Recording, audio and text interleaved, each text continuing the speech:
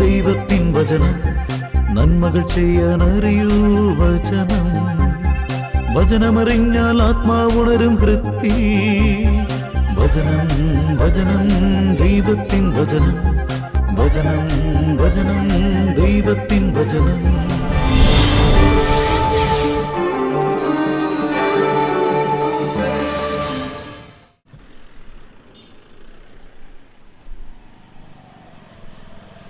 ജോബേ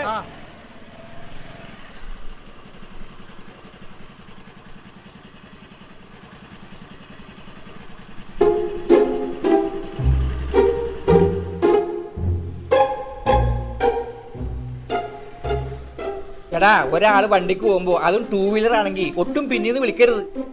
വിളി കേട്ട ആളെ ശ്രദ്ധ വിളി കേട്ടടത്തേക്ക് പോകുമ്പോഴേ എതിരെ ഏതെങ്കിലും വാഹനം വന്നാലേ ശ്രദ്ധ പോയ വണ്ടിക്കാരൻ ജീവൻ വരെ പോവും. ഓ എടാ, അത്രക്കൊന്നും ഞാൻ ആലോചിച്ചില്ല. ഒരു അത്യാവശ്യ കാര്യമായതുകൊണ്ടാണ് ഞാൻ നിന്നെ വിളിച്ചത്. അതെന്താണ്? ഞാൻ ഇന്നലെ നിന്റെ അപ്പനെ കണ്ടിരുന്നു. ഇതാണ് ഇത്ര അത്യാവശ്യ കാര്യം? അതേ, എന്റെ അപ്പനെ നീ ആദ്യമായിട്ടാണ് കാണുന്നത്. അതെ, ഇങ്ങനെ ഞാൻ നിന്റെ അപ്പനെ ആദ്യമായിട്ട് കാണണേ. ഞാൻ അറിഞ്ഞ നിലക്ക്, ഞാൻ കേട്ട നിലക്ക് നിന്നോട് പറയുന്നു, അത്രേ ഉള്ളൂ. എടാ, നാളെ നിന്റെ അപ്പൻ വികാരിയച്ഛനെ കാണാൻ പോകുന്നുണ്ടെന്ന്. എന്തിന്? ഈ നിങ്ങളുടെ കുടുംബവഴക്കിനെ പറ്റി ചർച്ച ചെയ്യാൻ വേണ്ടിയിട്ട്. അവിടം കൊണ്ട് പരിഹാരം കണ്ടില്ലെങ്കിലുണ്ടല്ലോ, നിനക്കും നിന്റെ അനിയനും ഒക്കെ എതിരായിട്ടേ കേസും കോടതിയൊക്കെ ആയിട്ടാണെങ്കിലും ഇതിനൊരു പരിഹാരം കണ്ടിരിക്കുന്ന ചാർലി ചേട്ടൻ പറഞ്ഞു. ഏതായാലും നാളെ കുർബാന കഴിഞ്ഞ സമയത്ത് പോകാനാണ് സാധ്യത എന്നാണ് എന്നോട് പറഞ്ഞത്. പരദൂഷകനും ഏഷണിക്കാരനും ശപിക്കപ്പെട്ടവർ. സമാധാനത്തിൽ കഴിഞ്ഞിരുന്ന അനേകരെ അവർ നശിപ്പിച്ചിട്ടുണ്ട്. പ്രഭാഷകൻ 28-ാം അധ്യായം 13-ാം വാക്യം. നീ ഇപ്പൊ എങ്ങോട്ടാ? ഞാൻ കവലയിലേക്ക്. അയക്കി കയറി നമുക്ക് ഒരുമിച്ച് അങ്ങോട്ട് പോവാം.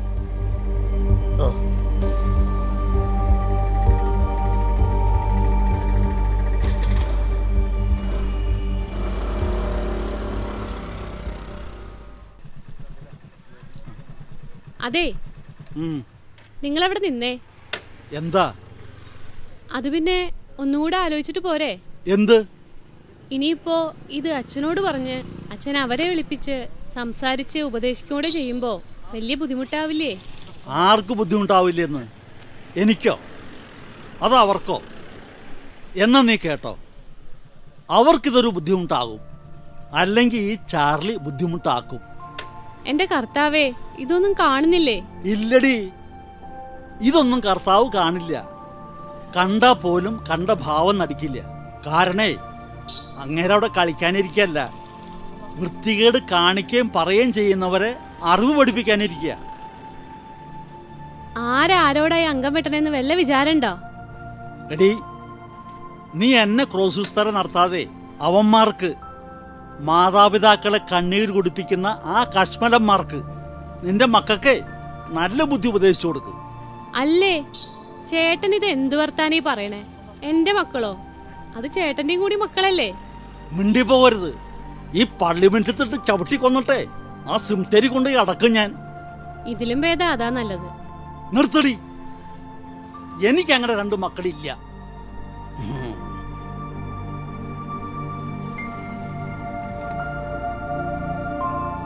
അച്ഛനവിടെ അകത്തുണ്ടോ? അച്ഛനില്ല, അച്ഛൻ കുർബാന കഴിഞ്ഞ് എവിടെയാ പോയിരിക്കുക. എവിടെ പോയതാ? അതറിയില്ല ചേട്ടാ. ഓ ശരിയെന്നാ.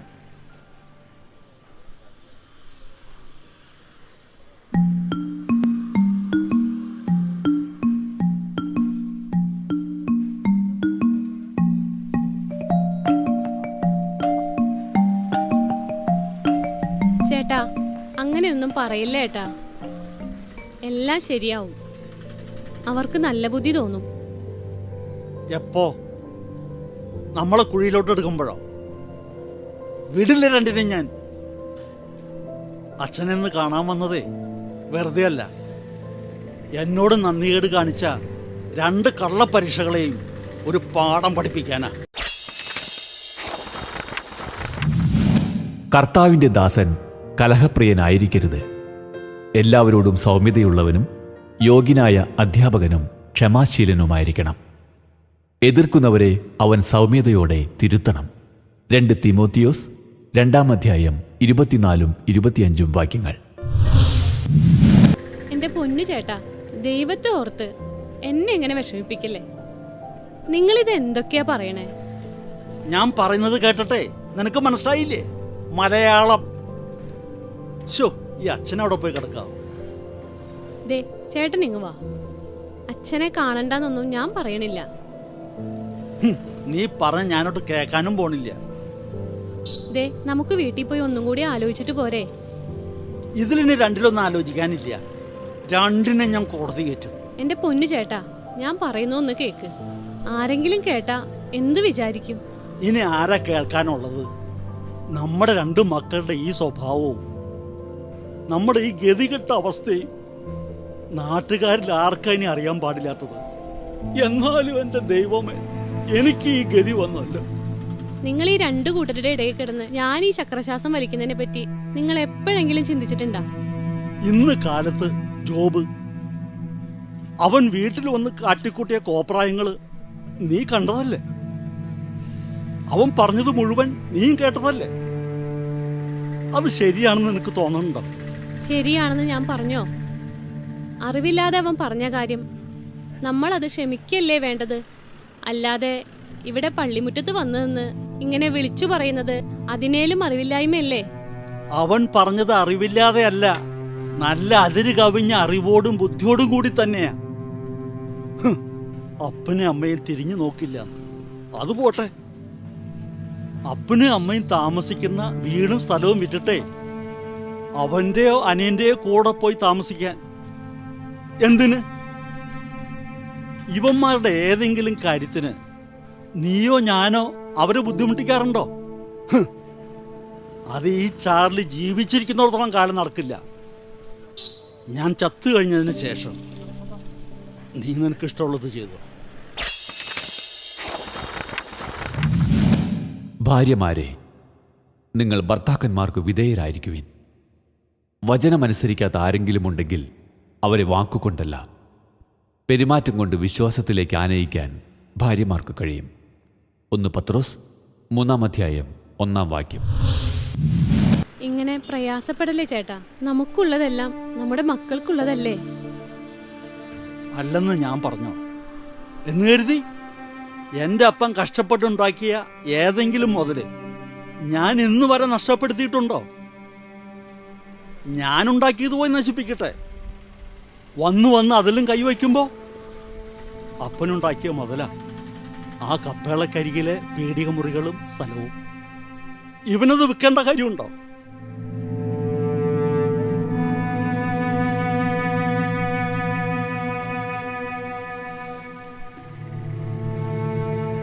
ആ, ഇനി ഇത് കേട്ട് നീ സങ്കടപ്പെടണ്ട. കൊണ്ടുപോയി നശിപ്പിക്കട്ടെ. ഇവന്മാരിങ്ങനെയായി. പക്ഷേ വന്നു കയറിയ മരുമക്കള് ഒന്നിനെങ്കിലും വകതിരിവ് വേണ്ടേ? 2 പേരും അവരുടെ താളത്തിനൊത്ത് തുള്ളുക എന്ന് വെച്ചാ? അതുങ്ങളെ കുറ്റപ്പെടുത്തണ്ട ചേട്ടാ. അവര് പറഞ്ഞ നമ്മുടെ മക്കളെ അനുസരിക്കണ്ടേ? അല്ല, അവരെയും പറഞ്ഞിട്ട് കാര്യമില്ല. ലാളിച്ചും കൊഞ്ചിച്ചും വഷളാക്കിയത് നമ്മളല്ലേ? ഇത് അനുഭവിക്കേണ്ടതും നമ്മൾ തന്നെയാ. എല്ലാത്തിനും കാരണക്കാരി ഞാനാ. അറിഞ്ഞോ അറിയാതെയോ ഞാനും കൂട്ടു നിന്നിട്ടില്ലേ? ഇനി വരുന്നത് വല്ല വരട്ടെ. അച്ഛനെ കണ്ടിട്ട് എന്തു പറയാനാ? വിൽക്കണമെങ്കിൽ അങ്ങ് വിൽക്കട്ടെ. ചേട്ടൻ വാ, നമുക്ക് വീട്ടിലേക്ക് പോവാം. ദൈവത്തിൽ വിശ്വാസമർപ്പിച്ച് നന്മ ചെയ്യുക. അപ്പോൾ ഭൂമിയിൽ സുരക്ഷിതനായി വസിക്കാം. കർത്താവിൽ ആനന്ദിക്കുക. അവിടുന്ന് നിന്റെ ആഗ്രഹങ്ങൾ സാധിച്ചു തരും. സങ്കീർത്തനങ്ങൾ 37-ാം അധ്യായം 3-4 വാക്യങ്ങൾ. Hello hello hello. അതേടാ. കേക്കുന്നില്ലേ? എന്താ? ഓ, കട്ടായോ?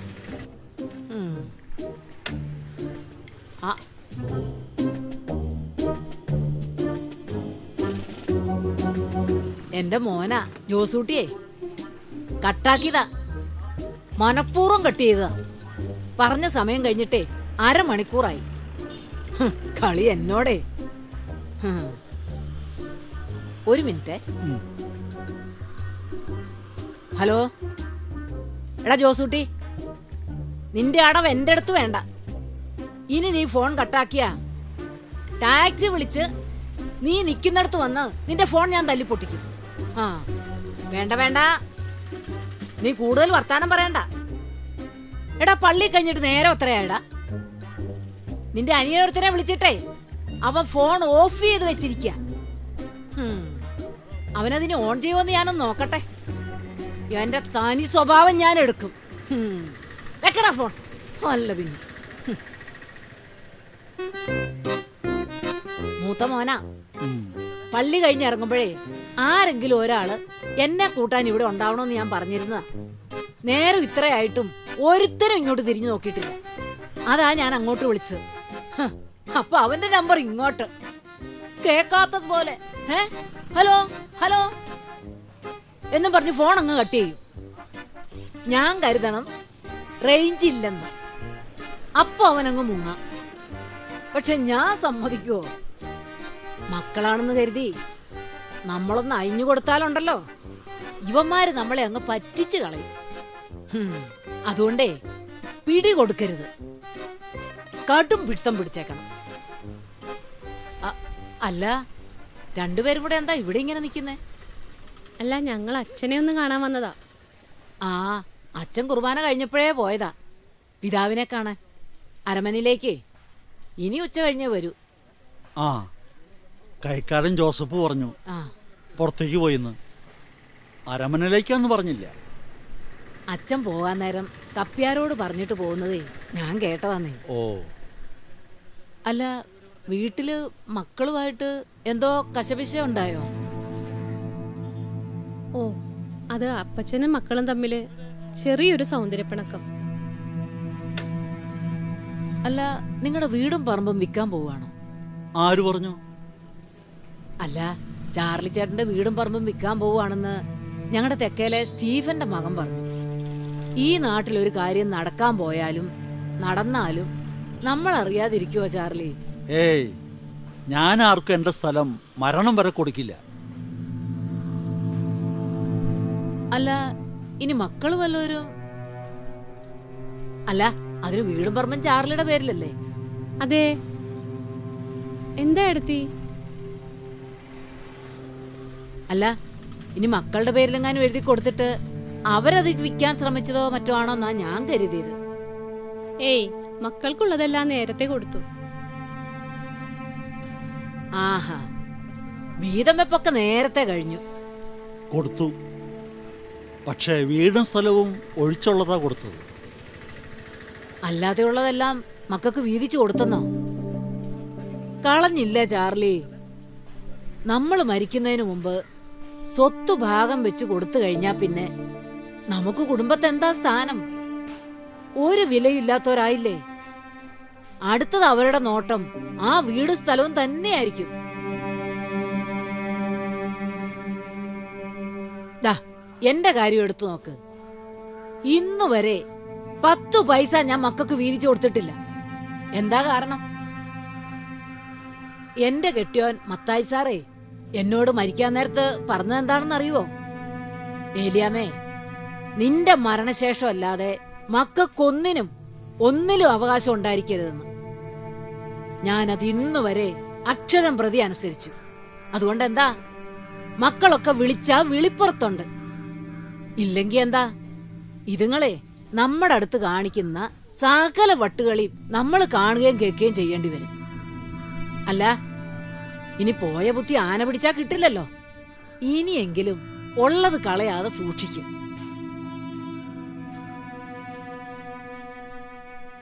അമ്മേ,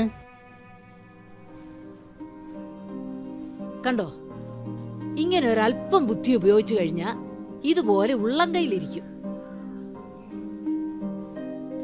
എന്താടാ, ഒരാളെ വിളിച്ചപ്പോ രണ്ടുപേരും കൂടെ ഇങ്ങോട്ട് പോന്നേ? അത് അമ്മ ഇവിടെ കാത്തുനിന്ന് വിഷമിക്കണ്ടല്ലോ എന്ന് കരുതിയാ. കൊള്ളാം. ഒരു മിനിറ്റ്, ഇപ്പൊ വരാം.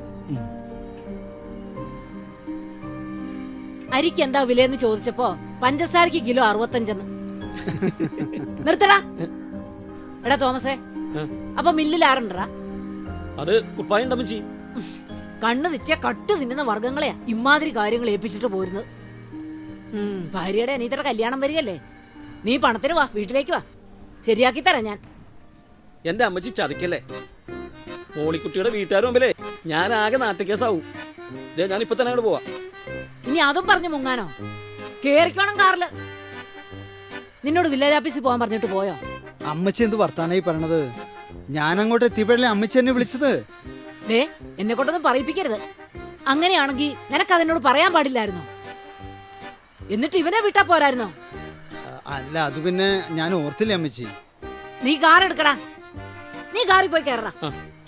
എന്നെ വീട്ടിലാക്കി ഇവനെ മില്ലിൽ ഇറക്കിയിട്ടേ വില്ലേജ് ഓഫീസിൽ പോയിക്കോണം നീ. ചാർലി, മേരി, ആ സംസാരിക്കാനുള്ള മൂഡ് അങ്ങ് പോയി. നമുക്ക് പിന്നീട് ഒരു ദിവസം സംസാരിക്കാം. എന്നാ ഞാനെങ്കിൽ അല്ലട്ടെ. ഞാൻ പറഞ്ഞതൊക്കെ ഓർമ്മയുണ്ടല്ലോ, സൂക്ഷിച്ചാ ദുഃഖിക്കണ്ട.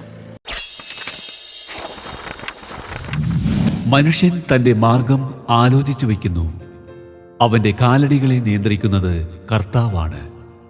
സുഭാഷിതങ്ങൾ 16-ാം അധ്യായം 9-ാം വാക്യം.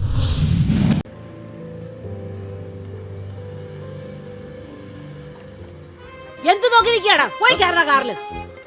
ചെല്ലടാ, ഒഴിച്ചു നിൽക്കാ രണ്ടും കൂടെ.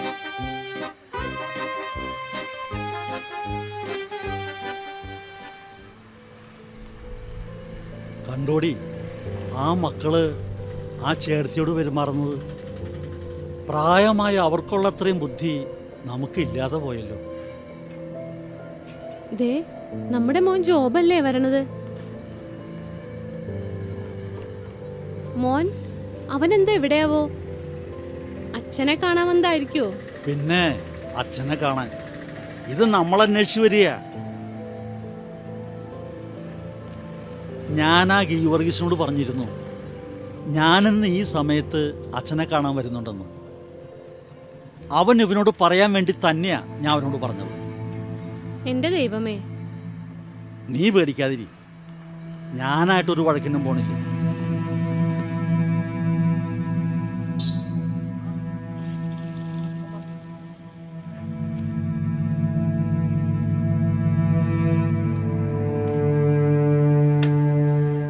എന്താ മോനെ ഇപ്പൊ പള്ളിയില്? ഞാനൊന്ന് കുമ്പസാരിച്ച് കുർബാന സ്വീകരിക്കാൻ. എന്തേ? അതിനൊരു മണിക്കൂർ മുമ്പ് കുർബാന കഴിഞ്ഞെന്ന് പറയടി. എന്റെ അടുത്ത് വേല ഒപ്പിക്കാനെ പാവമെങ്കിൽ അമ്മേനെ അപ്പഴൊന്നും ഞാൻ നോക്കിയൊന്നുമില്ല.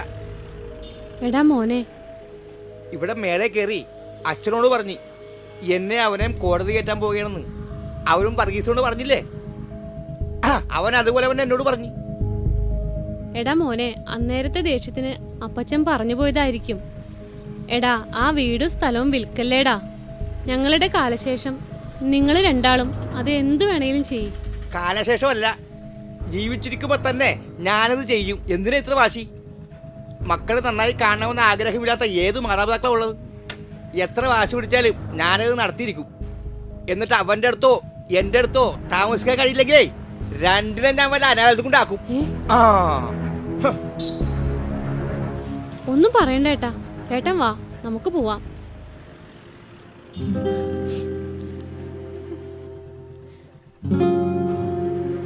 നീ വാ.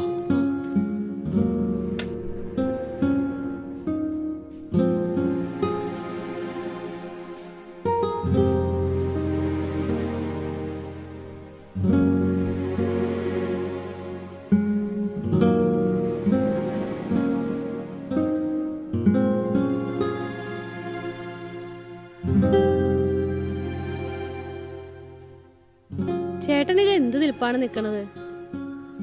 ഇങ്ങനെ ഓരോന്ന് ആലോചിച്ച് വല്ലതും വരുത്തി വെക്കരുത്. ഏതായാലും നീ ഉദ്ദേശിക്കുന്നത് പോലെ എനിക്ക് വട്ടൊന്നും ആകില്ല. എന്നാണോ ഞാൻ ഉദ്ദേശിച്ചത്? ഞാൻ നമ്മുടെ ഇപ്പോഴത്തെ അവസ്ഥയെപ്പറ്റി ആലോചിച്ചത്. എന്നാലും നമ്മുടെ മക്കൾക്ക് എങ്ങനെ ഇങ്ങനെ ചിന്തിക്കാനും പ്രവർത്തിക്കാനും ഒക്കെ കഴിയുന്നു? നമ്മുടെ മോൻ പള്ളിമുറ്റത്ത് വെച്ച് അങ്ങനെയൊക്കെ പറഞ്ഞതുകൊണ്ടാണോ? നമ്മുടെ മക്കളല്ലേ, അവർക്ക് നല്ലത് വരാൻ വേണ്ടി നമുക്ക് പ്രാർത്ഥിക്കാം. അല്ലാതെ എന്ത് ചെയ്യാനാ? എല്ലാം നമ്മുടെ വിധിയാ. എന്നാലും എല്ലാം നശിപ്പിക്കുന്നതിന് എങ്ങനെ അറിഞ്ഞുകൊണ്ട് കൂട്ടു നിൽക്കുന്നത്? അവൻ പറഞ്ഞത് കേട്ടില്ലേ, മക്കളുടെ നന്മ ആഗ്രഹിക്കാത്ത മാതാപിതാക്കളാണ് നമ്മളെന്ന്. അവർക്ക് വേണ്ടിയിട്ടല്ലേ ഇത്രയും നാളും നമ്മൾ ജീവിച്ചത്. സ്വത്തിന്റെയും പണത്തിന്റെയും കണക്കെടുപ്പിനൊടുവിൽ അവർക്ക് നമ്മളെ വേണ്ടെങ്കിൽ പിന്നെ നമ്മൾ എന്തിനാ അവർക്കൊരു അധികപ്പറ്റാവണത്? ഞാൻ എപ്പോഴും ആലോചിക്കുന്നതും പറയുന്നതും അത് തന്നെയാ. എന്നോട് വേണ്ട, നിന്നോടെങ്കിലും അവൻ അല്പം സ്നേഹത്തോടെ സംസാരിക്കാമായിരുന്നില്ലേ? ഉള്ളിലില്ലാത്ത സ്നേഹം എങ്ങനെയാ ചേട്ടാ പുറത്ത് കാണിക്കണത്? അതും ശരിയാ.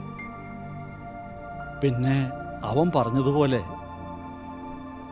അനാഥാലയത്തിൽ കൊണ്ടുപോയി അവരാക്കാൻ നിൽക്കണ്ട, നമുക്ക് തന്നെ അങ്ങ് പോകാം. അല്ലാതെ ആരോടും പരാതി പറഞ്ഞിട്ട് എന്ത് കാര്യം? ഏതായാലും ഈ വീടും പറമ്പും കൂടെ വിറ്റ് കഴിഞ്ഞല്ലോ. പിന്നെ ഒന്നിനും നമ്മളെ തേടി അവര് വരില്ലല്ലോ.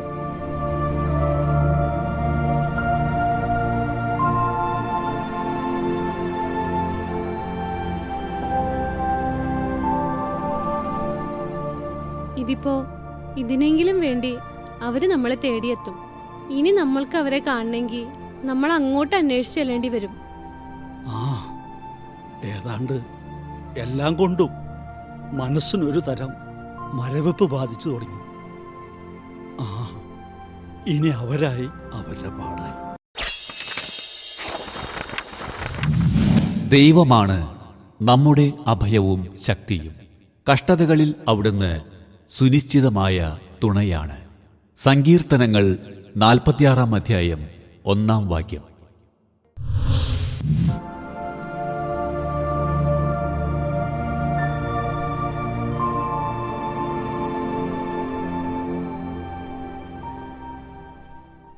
നിങ്ങളുടെ വിലയേറിയ അഭിപ്രായങ്ങളും നിർദ്ദേശങ്ങളും ഞങ്ങളെ അറിയിക്കുക.